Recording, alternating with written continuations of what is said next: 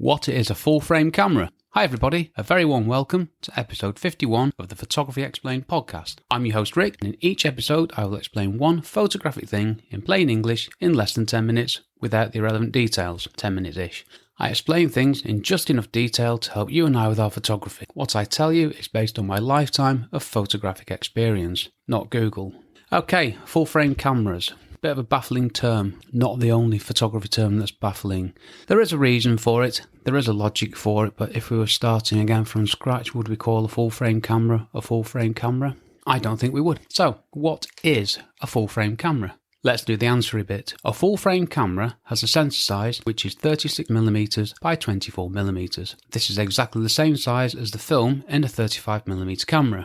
Typically, SLR cameras use 35mm film, so when digital cameras were introduced, the camera film was replaced with a sensor of the same dimensions. Full-frame cameras used to be only DSLRs, but now you can get full-frame mirrorless cameras. So there you have it. An odd but logical evolution, I think. So why is a full-frame sensor the same size as a 35mm film? Well, it's just the evolution of photography, and as I'm sat here looking at this, I'm thinking to myself, why is a sensor size of why is a 35mm film 36mm by 24mm? Not even 35mm, is it? That's more of a mystery, as I like to keep saying. It's really not relevant, is it?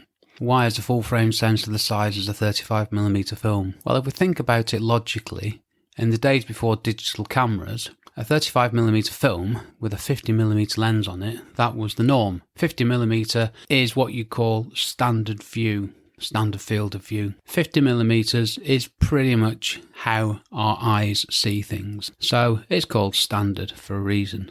A 50mm lens is a standard lens. If they'd changed the size of the sensor and the geometry and the optics and everything, then 50mm could have become anything. It could have been, anything.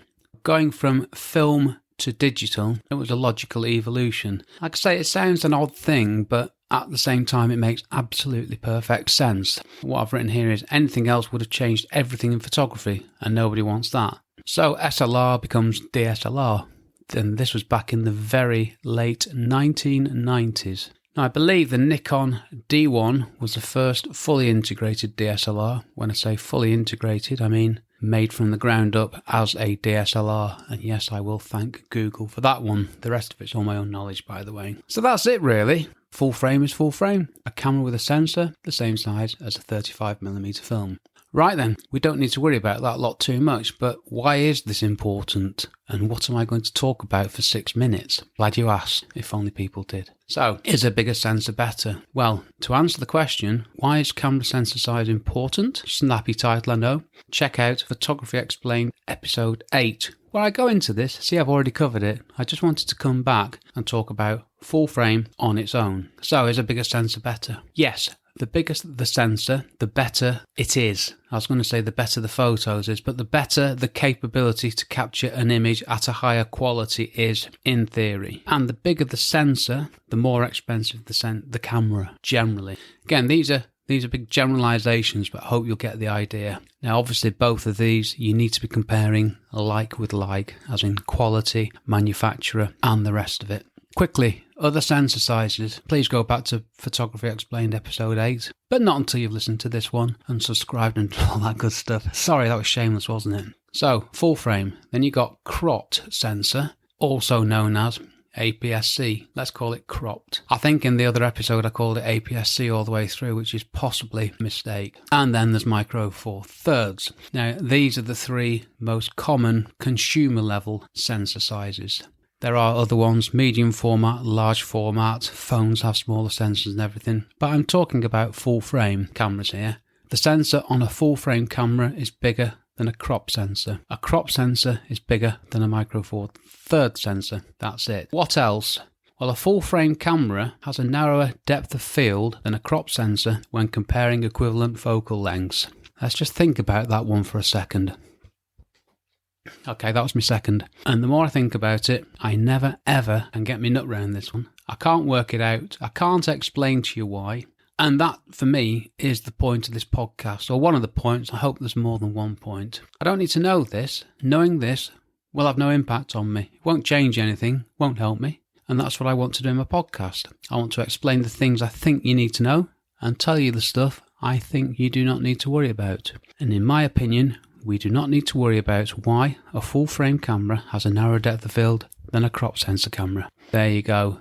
See, people might disagree, but I haven't got time for all this nonsense. So what else? Focal lengths stay the same. This is the point of the full-frame camera. Like I say, 50mm on a film camera is 50mm on a digital camera. You put it on a crop sensor and your 50mm effectively is 80mm because you've got a crop factor. I'll come on to this another time. Put a 50mm lens on a micro four thirds camera and it's 100mm equivalent. This is to do with the sensor sizes, geometry, optics and stuff that I'll never ever understand. That will be a short episode, believe me. So photography is pretty much built around the full frame camera, which evolved from the 35mm camera. One last question I got here is, why are there different sizes of camera sensor? Why not? Why is there more than one type of car? Why is there more than one type of beer? There's endless variables in cameras and sensor sizes, prices, what people want, what people need. So why not? Variety and options are good. What do I use? I nearly forgot that one. I use a Canon 6D. That is a full-frame camera. Yes, I'm still using a Canon 6D from back in the day, 2014, I think it was released. And it's still a great camera. Let's clear about that. It was a great camera when I bought it, and it's a great camera now. I also use a Micro Four Thirds Olympus EM5 Mark II. That is also a great camera, but in a different way. Do you need a full-frame camera? Sorry, I was going to go through the list of full-frame cameras and tell you what they all are, then I thought, well, you can do that yourselves. That's just basic information. The hard bit about all these things is, like I said earlier, is what do you need to know, what's going to help you and what don't you need to know. Do you need a full-frame camera? Yes and no. Or the universal answer in photography, it depends. It depends what your budget is, what your aspirations are, what you're taking photographs of, what lenses you have, and lots of other good stuff, but that's the main points. Now, I use a full-frame camera because I use a Canon 6D with a Canon 17-40mm lens. And on my architectural photography, I take most of my photos at 17mm.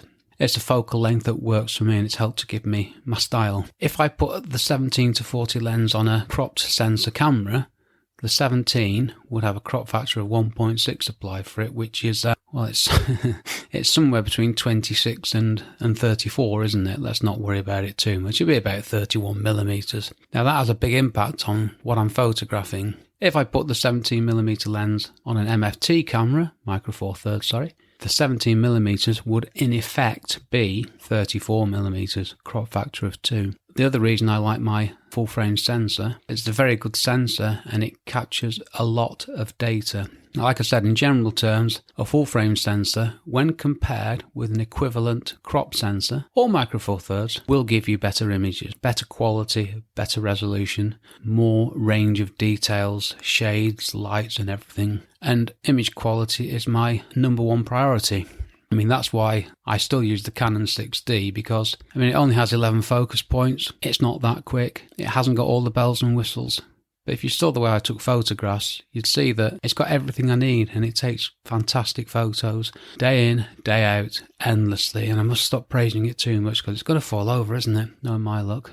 Oh yeah, one last thing. Back in the day, full-frame cameras were DSLRs, digital single lens reflex cameras. That's definitely one for another episode. Now you can get mirrorless, as in a DSLR has a mirror, a mirrorless camera, wait for it, doesn't. So you can get mirrorless and DSLR full-frame cameras. I think next time I'm going to talk about... am I going to do it? Yes, I am.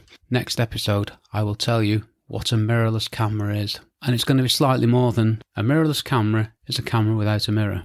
Now, I'll do better than that, trust me. Right, I'm done. No, I'm not. My one-line summary. A full-frame camera is a camera with a sensor that is 36mm by 24mm. 50mm focal length on a full-frame camera is 50mm. You can buy mirrorless and DSLR cameras with full-frame sensors. Next episode. Well, I'm going back to what my podcast was meant to be about. Stuff like this. One thing explained. So next episode, as I alluded to earlier, I will tell you what a mirrorless camera is.